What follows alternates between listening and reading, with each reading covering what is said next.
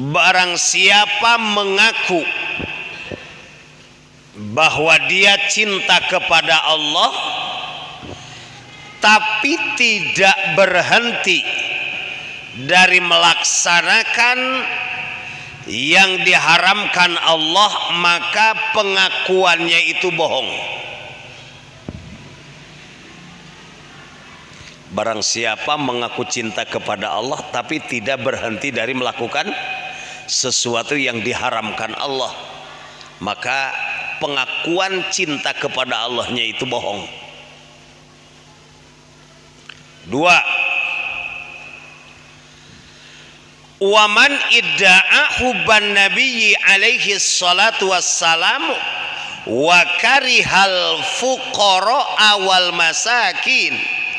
Barang siapa mengaku cinta kepada Nabi Muhammad sallallahu alaihi wasallam tapi dia membenci kepada orang-orang fakir dan kepada orang-orang miskin, maka pengakuan cinta terhadap nabinya itu termasuk pengakuan yang bohong. Tiga,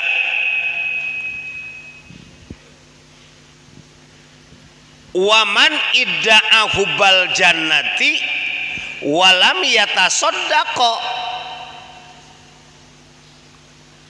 Barang siapa yang mengaku cinta dengan surga tetapi dia tidak mau bersedekah, maka pengakuannya itu bohong.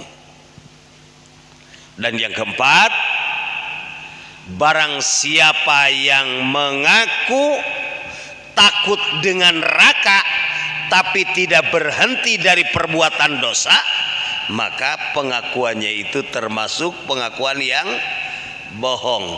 Wa manidda'a khaufan nar walam yantahi aniz dzunub pada wahu kadzib. Ini kita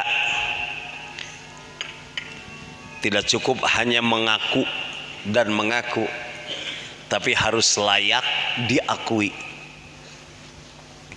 Banyak orang yang mengaku cinta kepada Allah,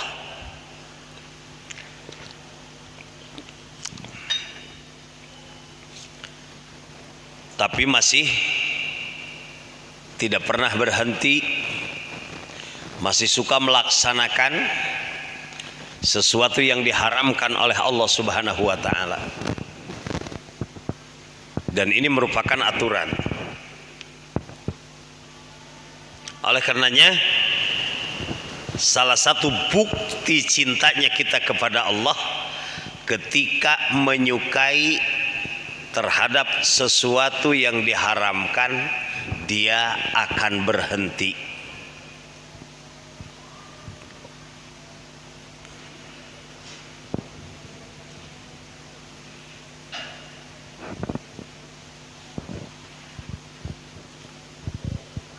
Yang kedua, kita mengaku cinta kepada Nabi tetapi kita benci kepada orang-orang fakir dan orang-orang miskin.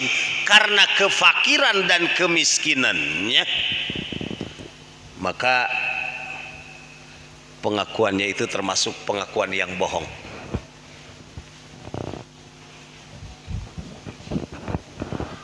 Jadi orang-orang fakir dan orang-orang miskin sesungguhnya merekalah yang membuat kita kaya. Karena kalau kita berada dengan orang kaya, maka kita yang akan menjadi miskin. Harus deh. Ketika kita berada di tengah-tengah orang miskin, pasti kita akan menjadi orang kaya. Tapi ketika kita berada di tengah-tengah orang kaya, apalagi kekayaannya yang berada di atas kita, pasti otomatis hari takenhe orang terjadi miskin karena dibandingkan dengan kekayaan mereka. Nah, maka akibatnya tidak sedikit orang yang tidak mensyukuri nikmat.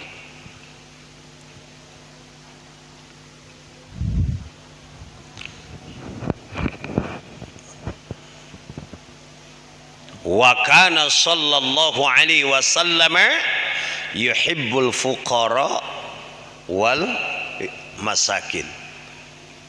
Tapi Rasul benci kepada kemiskinan. Tapi Rasul cinta kepada orang-orang miskin. Artinya apa? Bukti kefakiran itu dibenci oleh Rasul. Rasul pernah bertaud, Allahumma inni a'udzubika minal kufri wal fakri wal fusuki, gitu kan? Ya Allah, aku berlindung kepadamu dari kekufuran, dari kefasikan, dan dari kefakiran. Kefakiran yang mana? Yang kadzal fakru ayakuna kufran. Kadar-kadar kefakiran mudah sekali menjerumuskan diri kita kepada kekufuran. 3. Wa manidda'a hubbal jannati walam yatasaddaqo pada wahu kadibun. Orang yang mengaku cinta dengan surga tetapi dia tidak suka bersedekah, maka pengakuannya itu adalah bohong. Apa sebab? Karena salah satu indikasi orang takwa yang akan dimasukkan ke dalam surga yang luasnya seluas langit dan bumi, diantaranya alladzina yunfiquna fis sarra'i wadh-dharra, orang-orang yang suka berinfak dengan sebahagian hartanya baik di waktu lapang ataupun di waktu sempit. Artinya diukur dengan kadar kemampuan dan kondisi kita pada saat itu.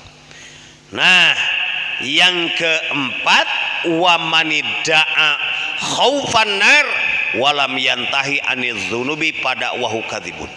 Barang siapa yang mengaku takut dengan neraka tapi tidak berhenti dari perbuatan dosa, itulah pengakuan yang dusta. Ongkoh ngaku sieun ku neraka tapi teu daek eureun tina dosa, itu pengakuan-pengakuan yang palsu. Nabi Muhammad sallallahu alaihi wasallam bersabda di dalam hadis yang diriwayatkan oleh Imam Bukhari dan Muslim, an Abi Hurairah radhiyallahu anhu, dari Abi Hurairah radhiyallahu taala anhu, hujibatin naru bisyahawati wa hujibatil jannatu bil makari. Neraka itu dihiasi dengan syahwati, sesuatu yang menyenangkan.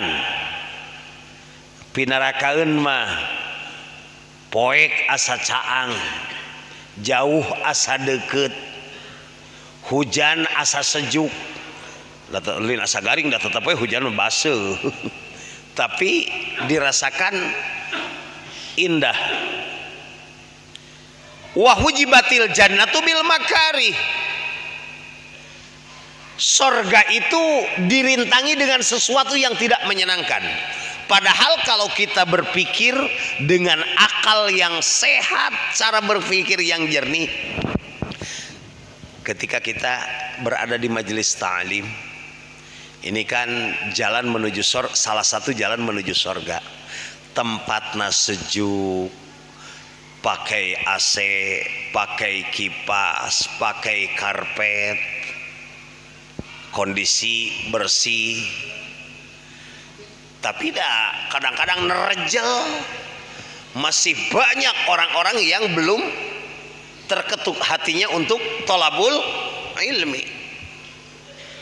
Nah, maka mudah-mudahan kita doakan saudara-saudara kita yang belum mendapatkan hidayah taufik untuk tolabul ilmi, karena bagaimanapun kita beribadah tanpa bekal ilmu ya tidak bisa. Suatu ketika ada orang yang sholat, setelah sholat asar, Pak sholat naon? Iya ceng ba'diyah asar ceng. Ari jawabanana kumaha? Dia Pak punten sabada asar mah teu aya sholat ba'diyah, henteu cenah abdi ge mung ayeuna hungkul. Hebat jawabanna teh, abdi ge mung ayeuna hungkul. Itu betapa pentingnya ilmu. Tapi ketika orang-orang yang ada di luar sana harus berada di tengah terik panas matahari hanya untuk menyaksikan konser, di situ bercampur antara laki dengan perempuan, teu make tenda, teu make naon, nepi ka luat leet kesang. Tiketnya itu bukan 100-200 ribu, tetapi sampai belasan juta bahkan puluhan juta. Tapi asa asik we senang naon sabab hujibatin nar bisyahawat wa hujibatil jannah bil makari. Jalan menuju sorga dihiasi dengan sahwati, jalan menuju sorga dirintangi dengan sesuatu yang tidak menyenangkan. Padahal kalau kita rasakan sok enak mana gitu, enak mana, tapi luar biasa. Nah, oleh karenanya patut bersyukur kepada Allah Subhanahu wa taala bahwa Allah telah menguatkan dan meneguhkan, mudah-mudahan memberikan keistiqomahan kita agar senantiasa berada di majelis ilmu.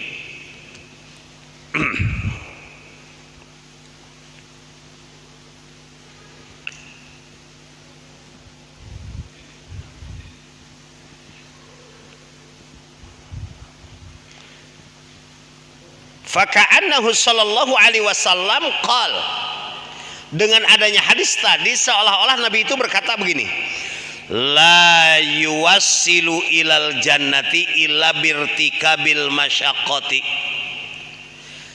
tidak akan sampai ke dalam sorga kecuali dengan melaksanakan dan menghadapi kemasyakatan. Al ujrah ala qadril masyaqqah, buruhan itu tergantung bagaimana pengorbanan kita.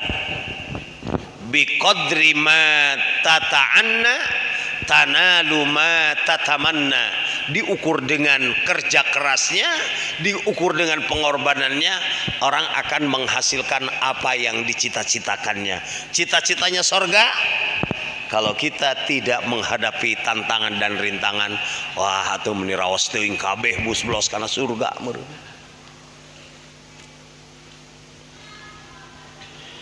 Wala ilan nari illa bita'atiyah syahwat, dan barang tidak akan terhindar dari neraka kecuali kita mampu menahan nafsu syahwat. Mudah-mudahan nasihat yang ke-14 ini merupakan nasihat atau tadzkirah untuk kita agar kita termasuk orang-orang yang mendapatkan keselamatan dunia dan akhirat. A'udzubillahi minasyaitonirrajim.